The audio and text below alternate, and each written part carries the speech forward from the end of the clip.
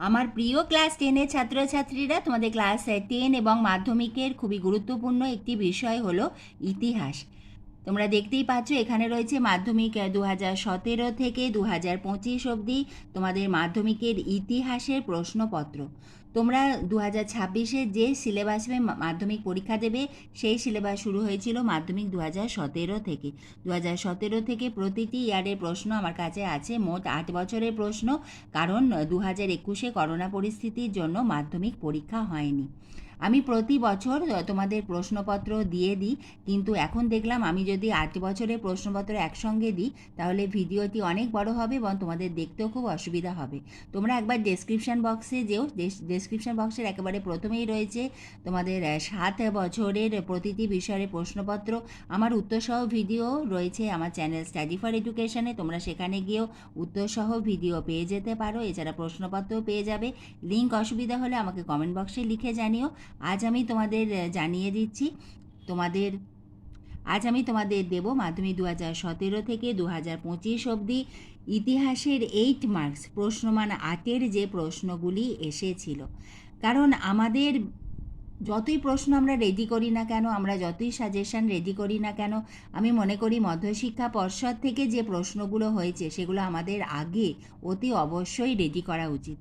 তোমরা আমাকে প্রশ্ন করবে 2025-এ আমাদের যেগুলো 8 মার্কসের এসেছিল সেগুলো কি আমরা পড়বো না?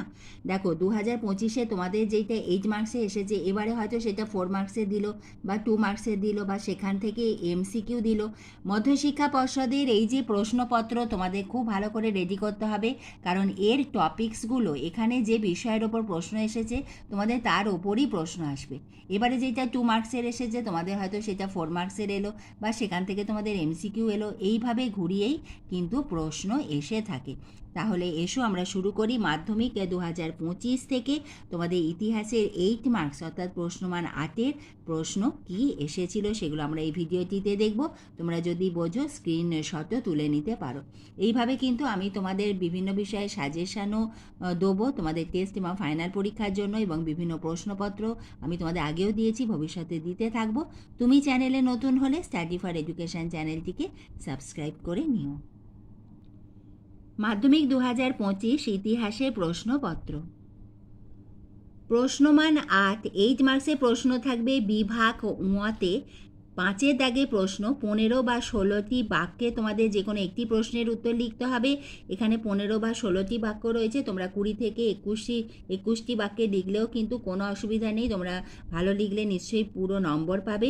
এবং তোমাদের 3টি প্রশ্ন থাকবে, 5.1, 5.2 এবং 5.3।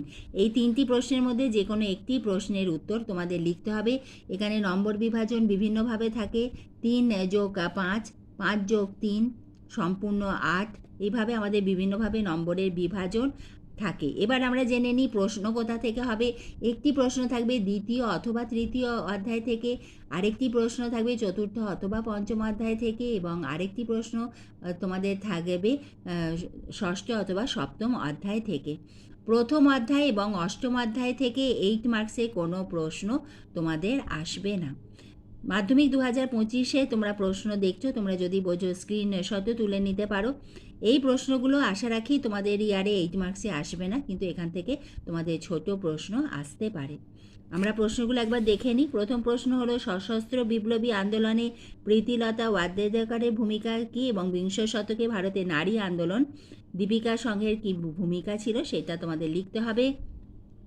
5.2 সন্ন্যাসী ফকির বিদ্রোহ এসেছিল এবং এই বিদ্রোহের ঐতিহাসিক তাৎপর্য। 5.3 প্রশ্ন, বাংলা ছাপাখানার বিকাশে ঈশ্বরচন্দ্র বিদ্যাসাগরের বহুবিধ কর্মপ্রচেষ্টার সংক্ষিপ্ত বিবরণ দাও। এই প্রশ্ন এসেছিল মাধ্যমিক 2025-এ, এবং 8 মার্কসের উত্তর তোমরা যখন লিখবে অতি অবশ্যই তোমরা বাংলাতে রচনা যেভাবে লেখো সেইভাবে তোমরা ভূমিকা দিয়ে যেরকম থাকে তোমরা ভূমিকা না লিখে সূচনা বলেও শুরু করতে পারো, এবং আমাদের যে কোনো রচনাতে যেমন আমরা পয়েন্ট করে করে লিখি ঠিক সেইভাবে পয়েন্ট করে লিখবে। শুধু 8 মার্কসের না, তোমাদের 4 মার্কসের উত্তরে যদি পয়েন্ট করে লেখো ভালো নম্বর পাওয়া যায়।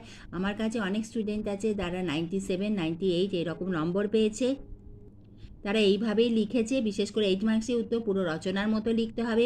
আমরা রচনা শেষ করি উপসংহারে। এখানে তোমাদের লাস্ট যে পয়েন্ট সেইটা লিখবে মূল্যায়ন। যদি বোঝো তোমরা কিন্তু রচনার মতো এখানে কোটেশানও দিতে পারো, তার উপরও কিন্তু আমাদের নম্বর থাকে। তোমরা দেখলে 2025-এর 8 মার্কসের প্রশ্ন।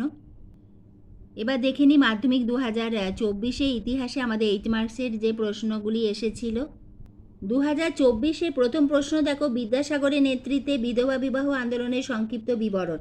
এবং আমাদের 2025-এ এসেছে ঈশ্বরচন্দ্র বিদ্যাসাগরেরই বাংলা ছাপাখানার বিকাশে ঈশ্বরচন্দ্র বিদ্যাসাগরের ভূমিকা। অর্থাৎ আমাদের 2টি বছরই কিন্তু বিদ্যাসাগরের ওপর প্রশ্ন কিন্তু এসেছে, 2024 এবং 2025। এবং পরের প্রশ্ন, সভা সমিতির যুগ বলতে কী বোঝো? 19 শতকে বাংলার রাজনৈতিক চেতনার বিকাশে হিন্দু মেলার কিরূপ অবদান ছিল এবং বাংলায় নমশূদ্র আন্দোলনের সংক্ষিপ্ত বিবরণ দাও। এই 3টি প্রশ্ন এসেছিল মাধ্যমিক 2024-এ। মাধ্যমিক 2023-এর ইতিহাসের আমাদের 8 মার্কসের প্রশ্নগুলি দেখে নিই। বাংলার নবজাগরণ বলতে কী বোঝায় এবং এই নবজাগরণের সীমাবদ্ধতাগুলি কী? বাংলায় ছাপাখানার ব্যবসায়িক উদ্যোগ সমূহের একটি সংক্ষিপ্ত বিবরণ দাও। এবং পরে প্রশ্ন, বারদৌলি আন্দোলনের সংক্ষিপ্ত বিবরণ দাও। অর্থাৎ তোমরা দেখতেই পাচ্ছ যে প্রশ্নের মধ্যে কত মিল রয়েছে। এই টপিকসগুলো কিন্তু আমাদের বাদ দিলে চলবে না। এবং বারদৌলি আন্দোলনের সঙ্গে আরেকটি প্রশ্ন আছে, তুমি কি মনে করো যে এই আন্দোলন ভূমিহীন কৃষক শ্রেণী এবং কৃষি শ্রমিকদের স্বার্থ রক্ষায় সফল হয়েছিল? এরপরে দেখে নিই মাধ্যমিক 2022-এ যে 8 মার্কসের প্রশ্নগুলি এসেছিল। 2022-এ কিন্তু কোয়েশ্চেন প্যাটার্নটা একটু আলাদা থাকবে। তোমাদের যেটা আমি বলেছিলাম যে প্রথম এবং অষ্টম অধ্যায় থেকে প্রশ্ন থাকবে না, কারণ এখানে রিডিউস সিলেবাসে 2022-এ পরীক্ষা হয়েছিল প্রথম 6টা চ্যাপ্টার, প্রথম থেকে ষষ্ঠ অধ্যায়ের প্রশ্ন তোমরা এখানে পাবে। প্রথম প্রশ্ন এসেছিল 19 শতকের বাংলায় ধর্ম সংস্কার আন্দোলনে রামকৃষ্ণদেবের ভূমিকা সংক্ষেপে আলোচনা করো। তোমাদের ইয়ারে অতি অবশ্যই রামকৃষ্ণদেবের ভূমিকাটা তোমরা ভালো করে পড়ে রেখো। সন্ন্যাসী ফকির বিদ্রোহের ঐতিহাসিক তাৎপর্য এবং হ্যালহেডের a grammar of the Bengal language এই গ্রন্থটি গুরুত্বপূর্ণ কেন? এই যে প্রশ্নটা, এটা তো তোমাদের ফার্স্ট চ্যাপ্টারের প্রশ্ন। এইটা 2022-এ রিডিউস সিলেবাসে পরীক্ষা হয়েছিল বলেই এই প্রশ্নটা এসেছিল। তোমাদের কিন্তু এখান থেকে ছোট প্রশ্ন আসতে পারে, কিন্তু 8 মার্কসের প্রশ্ন তোমাদের প্রথম অধ্যায় থেকে থাকবে না। বাংলার ছাপাখানার বিকাশে চার্লস উইকিন্সের ভূমিকা বিশ্লেষণ করো।